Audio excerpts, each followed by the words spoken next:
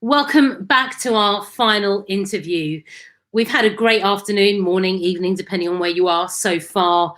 Two brilliant panels, and of course those breakout sessions, and I've been hearing and seeing in the chat some of the cool stuff that's been going on there. So a huge thank you to all of our panelists for giving up their time, their expertise as well. You know, we've heard from professional sport, we've heard from the UN, we've heard from funders, we've taken deep dives into the business landscape with our breakouts, and now we're going to close with some insight and inspiration from a founder of a business that is placing sustainability and climate action right at the heart of its physical well-being offering. So it's a great pleasure for me to introduce you to Will Flint, founder and CEO of Energym. Hey, Will, welcome. Thank you so much for joining us. I've really loved the exposed beams behind you, by the way. You probably have backgrounds of our speakers today. It's a green screen. I just downloaded it and put it behind me. I love it. I love it. So, Will, listen, tell us a little bit about Energym. What is it, and how does sustainability feature at its core? Sure. Well, firstly, thank you for having me, and nice to be here. Hello, everybody. So I'm the CEO and founder of Energym. Energym is a clean energy company, which specializes in developing low carbon technology for the fitness sector, enabling it to become more carbon efficient and essentially carbon neutral. We've recently been developing some systems which can capture and convert the power from people's workouts and convert it into clean, usable, sustainable energy, which can then be subsequently pushed back into the building itself. We're all about really integrating our devices, which are now patent pending, into existing gym equipment to allow the energy from people's workouts to be utilized in a good way, and also to incentivize and motivate people to get fit and to stay fit. Amazing. Where did the idea come from, and how did you turn it to reality? It's been a long road. It's been 2 years in the making, Radha, but I think the idea and the concept of human power is nothing new. I mean, back in the 1800s, we used to use pedal-powered sewing machines. Fast forward a few years to bicycles with dynamos on the front of the bikes. But the issue really around this has been really the efficiency problem about converting the energy from people's workouts into usable power. There's a lot of inefficiencies which can come about in that process. But since the advancement of battery storage technology and other technological advancements, which we've been pioneering over the last 2 years as well, we've actually able to get to extremely high levels of efficiency and make this meaningful. And en masse, it does genuinely become meaningful. As an example, 30 spin bikes for an hour in a spin class can create enough energy to power a home for a day, which, when you look at the actual global potential here, microgeneration such as human energy can genuinely have a significant impact. Wow. And you really brought it to life with that example. So thank you for that. And, you know, you're speaking to an audience now who are active and passionate about addressing climate crisis. But to your point that this has been a 2-year journey, as a founder, how did you get started? What were the first few things that you did once that idea came to you? I think it was more of a relentless focus on the mission, really. I mean, Energym was born from my two passions, which are fitness and sustainability. I'm a massive tech geek. I love technology and all things engineering too. I came from an energy reduction analyst background. I used to go into buildings and offer ways in which that particular building and business could become more, carbon neutral and efficient. But when you embark, on a journey of developing something new, anything new, it's you have to be prepared for the struggle and pains of bringing it to life. But it's I was fortunate enough to be collaborating with universities such as the University of Birmingham and others around the country to team up with some top engineers and scientists in order to convert this into a reality. There's a lot of business incubators out there too, which has given us a lot of support.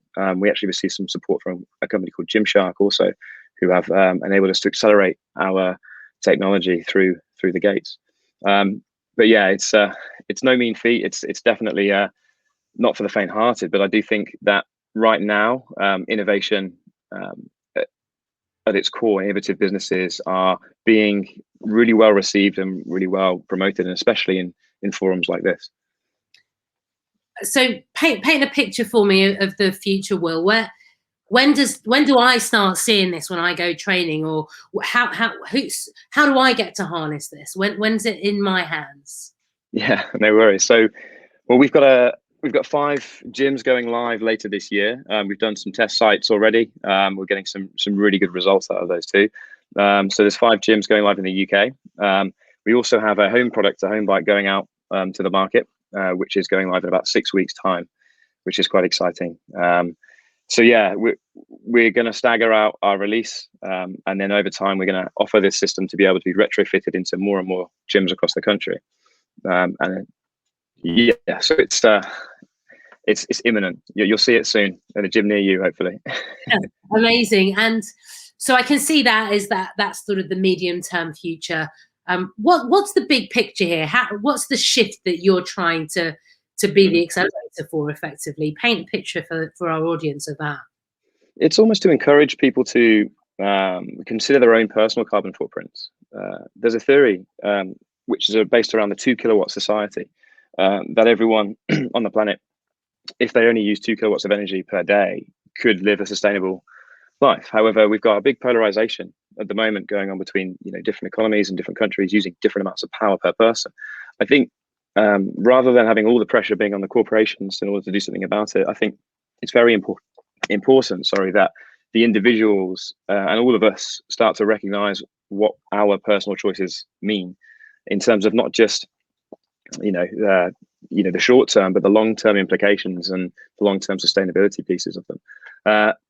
So I think the real mission and the drive behind this, and the way in which we can achieve a carbon zero future, is by really trying to unite together and making a conscious effort to look at our own personal carbon footprints too. I think. Sorry, Radha, go ahead.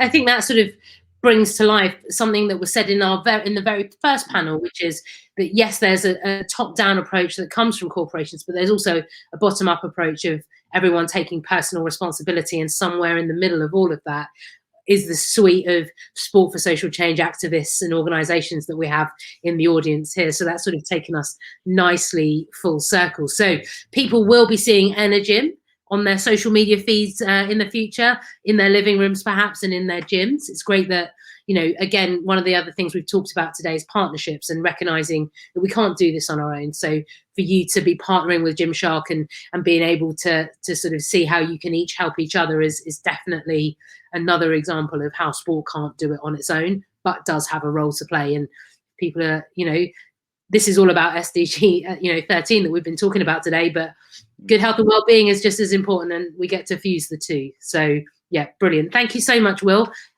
Excited to see Energym come to life, and congratulations on taking that first step of that 2-year journey, and 2 years later here we are. So really congratulations, and look forward to seeing it. Thank you for your time today, Will. Thank you so much, Radha. Thank you, everybody. Brilliant. Well, guys, that brings us to the end of our program of events for today. Thank you so much for joining us, to all of our speakers, to Will for closing us out there.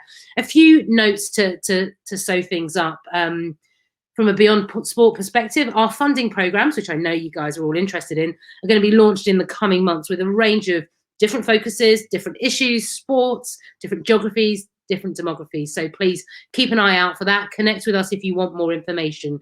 You might have seen that we launched the search for our first ever Youth Advisory Board. It is open for applications through to May 7th. If you know any incredible leaders aged 18 to 22, please do spread the word.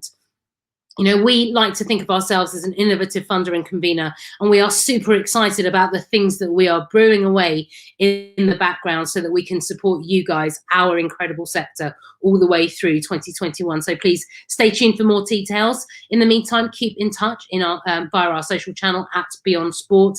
A huge thank you again to all of you for joining.